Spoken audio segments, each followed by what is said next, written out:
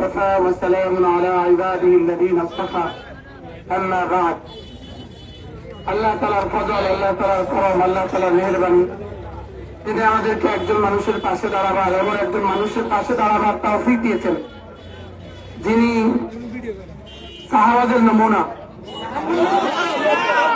যিনি সাহাবাদের নমুনা, তওবানুল লাইল ফুরসানুন নাহার, যিনি রাতের বেলা যা নামাজে কাটান, দিনের বেলা উম্মতের দুয়ারে দুয়ারে কাটান, এমন একজন মানুষকে আমরা পেয়েছি।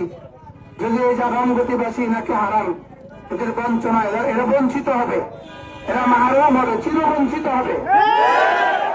প্রত্যেকেই নিজেই সংকল্প করেন, নিজেই আলাদা করেন, আমিও টাকাকে ভোট দিব, আমার স্ত্রীকে ভোট দেওয়াবো, আমার মাকেও ভোট দেওয়াবো, আমার পরিবারের প্রতিটা সদস্যকে আমি হাত পাকা ভোট দেওয়াবো। এটা সংকল্প করেন।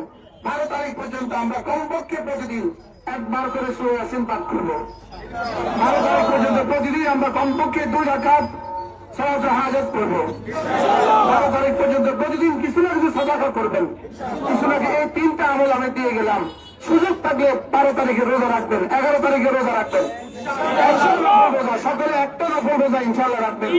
ইনশাআল্লাহ আমরা আল্লাহ তাআলার কাছে দোয়া করি, ইনশাআল্লাহ আল্লাহ তাআলা আল্লামা খালেদ সাইফুল্লাহ দামাত বারাকাতুহুকে হাত পাখা প্রতীকে নির্বাচিত করে এই অবহেলিত রামগতিবাসীকে ইনশাআল্লাহ সুন্দর এক জীবন উপহার দিবেন ইনশাআল্লাহ।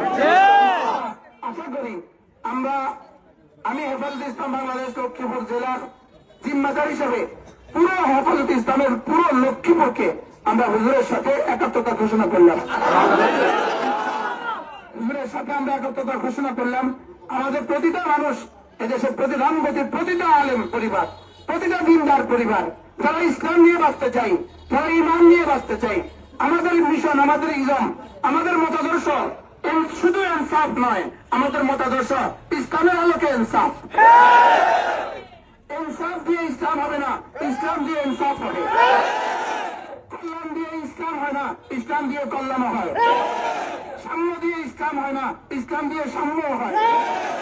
আমরা শুধু ইনসাফ নয়, আমরা ইসলামের আলোকে ইনসাফ চাই, আমরা ইসলামের আলোকে কল্যাণ চাই, আমরা ইসলামের আলোকে দেশ গড়তে চাই।